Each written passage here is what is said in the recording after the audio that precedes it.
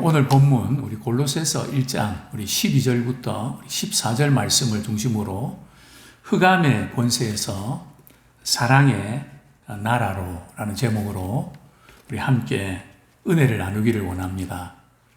우리 그저 신앙생활은 그저 나 예수 믿는데 그런 어떤 관념이나 이론이 아니고요. 실제 그 삶의 현장 가운데 사랑의 아들의 나라로 옮겨진 겁니다. 그런데 이외로 제가 이렇게 목회를 하면서 신앙생활을 오래 이렇게 한 분들 이렇게 표정을 보면 또 말이나 생각을 보면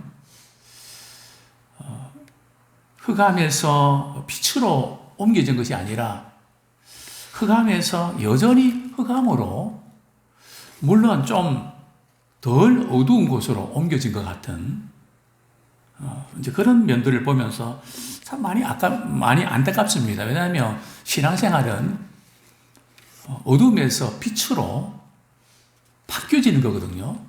생각도 어두운 생각에서 빛으로 바뀌어지고 말하는 것도 또 분위기도 말이죠. 심지어 표정까지도 바뀌게 됩니다. 왜냐하면 하나님의 사랑이 우리 안에 들어오기 때문에 사랑 안에서 행복한 삶을 살기 때문에 분명히 옮겨져야 되거든요. 그런데 옮겨지기는 옮겨지는데 언제 옮겨지는가 하면 예배 시간에 옮겨집니다. 그래서 예배 끝나면 돌아간단 말이죠. 옮겨졌다가 다시 또 옮겨지는, 한 번 옮겨지면 계속 이렇게 옮겨져야 되는데 참 늘 안타까운 마음이 큽니다. 사도 바울은 골로새에 있는 성도들을 향해서 죽기에 합당한 삶이 뭔지에 대해서 그들이 합당한 삶을 살 수 있도록 이렇게 기도를 하고 있는 내용인데요. 우리 어제는 우리 합당한 삶이 뭔가 하면 우리 11절에 보면 기쁨으로 모든 견딤과 오래 참음에 이르게 하시고, 우리 신자에게는 하나님의 능력이 나타납니다. 참 우리의 성격이나 우리 성품은 이렇게 크게 바뀌지 않는데 우리에게 하나님의 능력이 나타날 때 첫 번째 현상은 기쁨입니다. 만약 우리 신앙생활 하는데 기쁨이 하나도 없다. 특별히 우리가 신앙생활 하면서 조심해야 될 부분들은 말이죠. 요즘같이 참 어려운 이 시대에 이 세상이 거의 이제 끝났다. 모든 징조들이 사실 그렇게 진행된 건 사실이고, 제가 지난 휴가 기간 동안에 이 기후변화에 대해서 책을 제가 몇 권 읽으면서 더 이상 이제 기후변화는 돌이킬 수 없는 위험 수위로 들어섰다. 요한계시록에 불타는 것이 여기저기에서 일어나는 그런 참 근접한 것을 보게 됩니다. 그런데 복음은 우리 주님의 오심을 기다리는 것은 그저 나 준비도 안 됐는데 주님 이렇게 오시면 어떡하지? 물론 우리가 깨어서 준비해야 되지만 그냥 불안해하고 그냥 어쩔 줄 몰라 하고 나 이렇게 말씀도 잘지 못했는데 그냥 우울해하고 그거 아닙니다. 우리 자칫 잘못하면 우리 신앙인들이 그렇게 될 수가 있거든요. 신앙생활은 어떤 원칙이나 어떤 규칙대로 사는 그게 아닙니다. 그게 바로 예수님께서 바리새인과 충돌했던 것이 바로 그거든요. 항상 바리새인들은 그냥 구약의 유전, 그 원칙 가지고 계속 그냥 안식일 지키는 문제, 먹는 문제, 그거 왜 그렇게 안 하냐. 근데 예수님께서 그걸 깨뜨리시거든요. 우리 신앙생활은 깨져야 됩니다. 우리의 어떤 고정관념과 이 틀들이 깨어질 때에, 그게 욥기에 보면 바로 그런 내용이죠. 욥의 친구들은 말이죠. 욥 보고 너가 이런 어려움을 겪은 것은 바로 죄를 지어서 그런 거지. 네가 회개하지 않은 게 있어서 그런 것이지. 해결되지 않는 문제가 있어서 그런 것이지 그것만 해결되면 회복된다. 욥은 말이죠. 그게 아니라니까. 그 잣대 가지고 나를 이렇게 대하지 말라고 막 그냥 언쟁도 벌이고 심지어는 막 심한 이야기도 합니다. 우리 하나님이 하시는 일은 말이죠. 사랑입니다. 관계입니다. 참을 줄도 알고 견딜 줄도 알고 이해할 줄도 알고 품을 줄도 알아야지 자꾸 우리 신앙을 공식으로 말이죠. 틀에 맞춰서 왜 이렇게 안 하냐고 이러면 정말 그거는 복음이 아니거든요. 복음은 강요하거나 억압하는 거 아닙니다. 이단들이 막 위협하고 억압하잖아요. 그러나 복음은 그게 아닙니다. 하나님의 은혜에 감사해서 하나님의 그 사랑에 감격해서 자원하는 마음으로 말이죠. 반응하는 것이지. 비록 우리가 부족하고 연약해도 늘 하나님과의 관계 속에서 풀어나가기를 원합니다. 좀 실수하면 어떻습니까? 또 그냥 또 잘못하면 또 어떻습니까? 그 부분이 하나님 보실 때 그렇게 중요한 게 아니거든요. 우리가 자녀 키울 때 그렇지 않습니까? 하나님 우리를 바라보실 때도 그래서 우리는 우리가 갖고 있는 어떤 그 규칙이나 틀들 한번 깨져야 됩니다. 그래야 다시 하나님 은혜로 그렇다고 해서 우리의 중요한 삶의 원리들을 무너뜨리라는 거 아닙니다.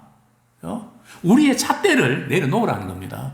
그래서 하나님의 은혜 가운데서 이제 다시 한번 정말 성도의 정체성이 뭔가 한번 발견하는 기회가 되면 좋겠습니다.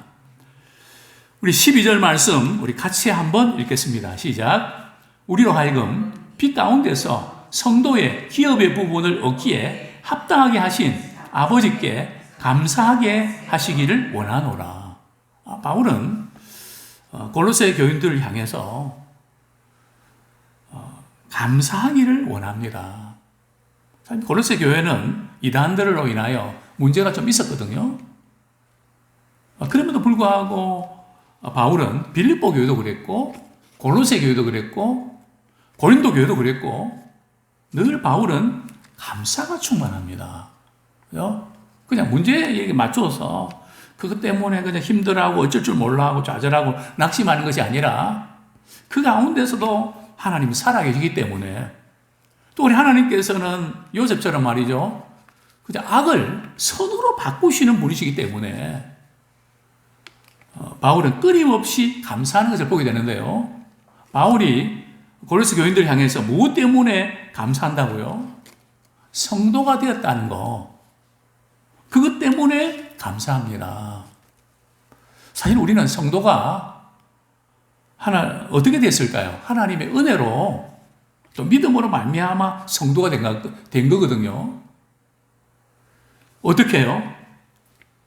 빛 가운데서 제일 중요한 것은 우리가 어둠에 지금 거하고 있나 빛 가운데 있는가 그게 중요합니다. 우리 하나님은 빛이시거든요. 생명의 빛이십니다. 그래서 우리 그리스도인들은 어디 가도 화내야 됩니다. 말도 그냥 세우고 격려하고 참 이렇게 그분이 가면 그냥 살아나는 그런 도구로 쓰임받기 원합니다. 왜요? 우리 하나님은 빛 가운데 우리에게 찾아오셔서 참 흑암의 권세에 붙잡혀 있는 우리들, 흑암의 권세에 있는 실체가 누굴까요? 바로 사단 아닙니까? 우리를 하여금 자꾸 끊임없이 어둠에 말이죠. 그늘에 머무르게 하는 실체는 사단입니다. 그래서 흑암의 권세에서 우리를 이렇게 사랑의 아들의 나라로 옮겨주지 않았습니까? 빛으로 옮겨주셨습니다. 우리 흑암의 권세에 대해서 조금 더 우리 말씀을 찾아보겠습니다. 베드로전서 2장 9절. 베드로전서 2장 9절.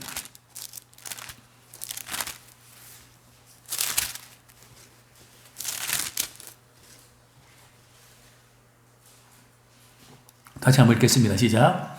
그러나 너희는 택하신 족속이요 왕 같은 제사장들이요 거룩한 나라요 그의 소유가 된 백성이니 이는 너희를 어두운 데서 불러내어 그의 기이한 빛에 들어가게 하신 이에 아름다운 덕을 선포하게 하려 하심이라. 그렇습니다. 하나님께서 우리를 어디서 불러냈다고요? 어두운 데서 불러내어서 그의 기이한 빛에 들어갔다. 그래서 우리 전도는 말이죠. 다른 게 아니고요. 내가 참 어둠에 있었는데 예수님 만나고 나는 빛의 자녀가 되었습니다. 빛의 자녀가 되니까 너무너무 좋습니다. 그것을 주위에 있는 분들에게 보여주는, 저분은 어떻게 저런 상황 속에서 저렇게 말하고 저렇게 행동할 수 있을까? 저분이 믿는 예수님은 어떤 분일까? 도저히 이해가 안 돼. 그게 어떤 분위기일까요? 빛된 자녀로서 살아가는, 오히려 남을 이해하고 품고 사랑하고 기다려주고 이런 모습을 보고 이분은 좀 다르구나. 바울이 또한 그랬습니다. 우리 사도행전 26장 18절 사도행도 열심히 신앙생활 했지만 사실은 오히려 예수 믿는 사람들을 핍박하고 죽였던 인물 아닙니까? 그가 그 어둠에서 어떻게 빛으로 나올 수 있었을까요? 우리 사도행전 26장 18절 같이 읽겠습니다. 시작. 그 눈을 뜨게 하여 어둠에서 빛으로 사단의 권세에서 하나님께로 돌아오게 하고 죄사함과 나를 믿어 거룩하게 된 무리 가운데서 기업을 얻게 하리라 하더이다. 바울이 이제 자신이 예수님을 만났던 신앙 간증을 이렇게 하면서 오늘 말씀을 전하고 있는데요. 눈을 뜨게 해서 사실 우리 예수를 믿는다는 것은 눈을 뜨는 겁니다. 모든 것이 어둡게만 보였는데 모든 것이 밝게 보이는.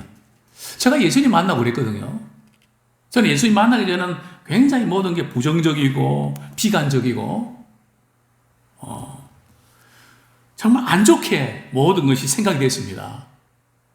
그런데 예수님을 믿고 난 이후에 상황은 변하지 않았는데 다르게 보이는 겁니다. 어떻게 해요? 좋게 보이는 겁니다. 주님이 주시는 은혜 안에서 보니까 밝게 보이고 의미도 있고 버릴 것이 하나도 없고 그래서 어두움에서 참 빛으로 우리는 나아갔던 것입니다. 사단의 권세에서 하나님께로 정말 이 사단의 권세는 어둠의 권세거든요. 또 하나님께로는 빛으로 저는 예배 드리고 또 말씀 전할 때마다 느낍니다. 정말 세상 가운데 살아가면서 많이들 지치고 힘들어하지 않습니까? 자, 그런 가운데 생명의 말씀을 받고 또 회개하고 기도할 때에 밝아집니다. 또 이렇게 한 주일 동안 또 이렇게 세상 가운데 살다가 벌써 표정 보면 말이죠. 저는 그것을 사진을 찍지 못해서 그렇지 또 저희들이 이제 지금 저희 교회 컴퓨터 시스템을 또 지금 TV부터 좀 바꾸려고 한 3년 전부터 시도했다가 결국은 못했습니다. 그래서 제가 지금 계속 이거 지금 각도 맞추고 그냥 꽂고 막 그러거든요. 이게 아날로그인데 디지털로 이제 바꾸면 편안하게 할 수 있을 텐데 그렇지 못한 좀 안타까움이 있는데요. 어쨌든 이런 모든 이런 상황 가운데 정말 우리에게 이제 필요한 것이 뭘까요? 정말 그 카메라로 말이죠. 좋은 카메라로 다 찍어서 그 얼굴을 말이죠. 들어올 때 얼굴하고 나갈 때 얼굴 딱 비춰갖고 말이죠. 차이점을 설명해 보라고. 한 주 전에 찍었던 교회 막 나갈 때에 찍은 사진과 말이죠. 주일날 딱 들어올 때에 그 사진을 딱 해서 말이죠. 딱 비교해서 아무개 집사님, 아무개 원사님 해서 어떤 차이가 있냐고. 저는 매일 보거든요. 매주일 보거든요. 확 다릅니다. 어떻게 다릅니까? 어두움과 빛입니다. 그늘과 밝음입니다. 왜냐하면 우리 하나님께 나갈 때는 빛이죠. 다시 우리 성경 말씀으로 다시 우리 오늘 본문으로 돌아가겠습니다. 고린도서 1장 12절 우리로 하여금 빛 가운데서 성도의 기업의 부분을 얻기에 합당하게 하신 자 하나님께서 우리를 말이죠. 성도로 자기의 택한 백성으로 삼아주신 것도 감사한데 하나님께서 우리에게 뭘 주셨다고요? 성도에게 기업을 주셨습니다. 우리 성도는 이 세상에서 가난하든 부하든 말이죠. 하나님께서 우리에게 주신 기업을 가진 사람입니다. 영적인 상속자입니다. 이 기업은 어떤 기업일까요? 예수 그리스도를 믿음으로 말미암아 말이죠. 하나님의 자녀가 되어서 이 세상에서는 하나님의 다스림을 받고요. 또 언젠가 이 세상 떠날 때는 우리가 천국에 가서 주님과 더불어 모든 것을 누리는 그런 특권을 갖고 있죠. 근데 많은 분들이 나 예수 믿고 구원받아 천국 간다. 그 정도는 알고 있는데 우리가 지금 이 성도의 기업의 풍성함이 무엇인지 그 기업의 영광이 얼마나 놀라운 것인지에 대해서는 별로 관심이 없고 기대를 하지 않습니다. 그냥 그것은 막연히 그냥 천국 들어가는가 보다. 사실 우리 예수 믿는 사람들이 이 기업을 말이죠. 주님 앞에 설 때에 우리가 완전한 기업을 누리지만 이 세상에 살면서도 주님께서 우리에게 주신 영적인 특권을 말이죠. 누리면서 살아갑니다. 영접하는 자, 곧 그 이름을 믿는 자들에게는 하나님의 자녀가 되는 권세를 주셨거든요. 믿음의 자녀의 권세가 있습니다. 우리 기도하면, 예수 이름으로 기도하면 주님의 능력이 나타나지 않습니까? 또 저는 목회하면서 또 우리 성도들 볼 때, 우리 성도님들은 우리 말을 말이죠. 예쁘게 됩니다. 왜냐하면 이 말에 권세가 있거든요. 또 하나님께서도 우리 이스라엘 백성들에게 말이죠. 네가 말한 대로 그대로 되게 할 거다. 정말 우리는 이 말이 그냥 말이 아니고요. 하나님께서 그 가운데서 책임져 주시는 그런 입술의 열매가 있습니다. 그래서 우리는 참 성도의 기업을 우리가 얻게 됐다. 그래서 오늘 본문에 보면 얻기에 합당하게 하신 우리가 주님의 자녀가 되고 그 기업을 얻는데 아무런 자격이 없지 않습니까? 그런데 하나님께서 그 은혜로 말이죠. 예수님을 십자가에 못 박게 하심으로 우리의 모든 죄의 대가를 주님이 대신 지불하지 않았습니까? 그래서 우리는 죄사함을 얻고 하나님의 자녀가 되지 않았습니까? 그래서 우리는 하나님의 자녀가 된 것이 내가 무슨 자격과 능력과 무언가 이것이 그래서가 아니라는 거죠. 그래서 우리가 말씀에 순종해야 되는데 우리가 순종하는 것까지도 그게 우리의 공로가 되고 우리의 능력이 되는 것은 아닙니다. 순종하게 하는 것도 성령께서 말이죠. 순종할 수 있는 힘을 주시는 거거든요. 그냥 우리는 그저 그 은혜에 감사해서 반응하는 것 뿐이지. 그래서 우리가 좀 부족하고 좀 연약하다고 해서 야 이제 이래 난 여기서 끝났다. 그렇게 좌절하고 내가 뭔가를 말이죠. 따내야 되는 별을 따는 게 아니란 말이죠. 하나님께서 은혜로 주신 것들을 그저 받아들이고 감사하면서 믿음으로 나아가는 좀 열린 마음을 가지고 이것 아니면 안 된다고 하는 그런 강박관념 버리고 정말 우리는 이 죄와 또 이런 사망의 권세에서 해방됐잖아요. 그런데 얼마나 많은 사람이 자책감에 빠져갖고 말이죠. 우리는 죄에 대한 정죄에 대한 벌은 없거든요. 주님은 거기서 우리를 자유케 주셨는데 계속 거기에서 말이죠. 그냥 맴도니까 안 믿는 자녀들이 그 부모님 볼 때, 나 우리 부모님처럼 신앙생활 한다, 신앙생활 안 하겠다고. 나 그렇게 할 자신도 없고, 하고 싶지도 않고, 물론 우리가 주님을 닮아가기 위해서 부단히 애를 쓰고 그렇게 하는 건 사실이지만, 이 모든 것이 결과적으로는 말이죠.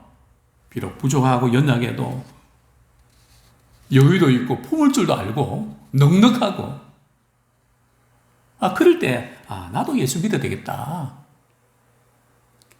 이제 그렇게 되는 거죠. 오늘 제가 조금 우리 황수강 박사 어떻게 이렇게 유학도 하고 연대 의대 교수가 됐나 그 간증하는 것을 좀 들었는데요. 그 시골에서 어떤 여선생님이 말이죠.